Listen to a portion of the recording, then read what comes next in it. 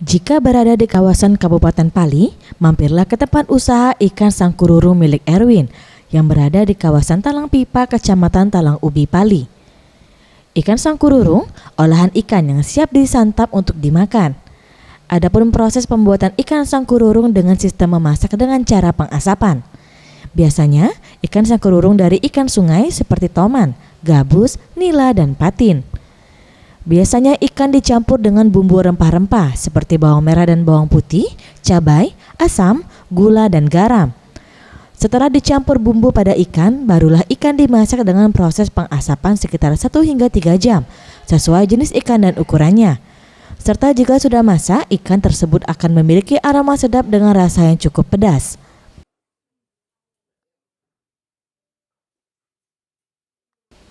Menurut Erwin, dalam sehari ia bisa menjual ikan sangkururung sebanyak 20 kilo dengan harga dimulai dari Rp20.000 hingga Rp100.000 per kilonya.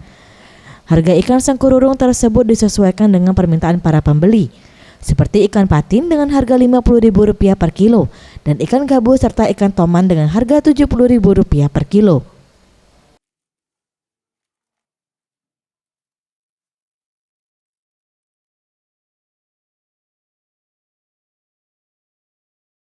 Sangkururung. Sangkururung. Ini dari lama-lamanya dari dusun ya ini nih. Cuman udah tahu kita jalan cerita zaman mana, pokoknya dari dusun dulu sangkururung itu lah. Kenapa be gitu? Dari tahun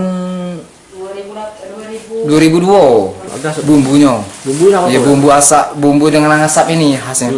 Asap ya. Bumbunya garam, cabai, gula, bawang putih, bawang merah. Itu diasapnya setiap hari lah, Pak? Iya. Setiap masak diasapi? Iya, diasapi. Berapa lama satu ikan ngasapnya?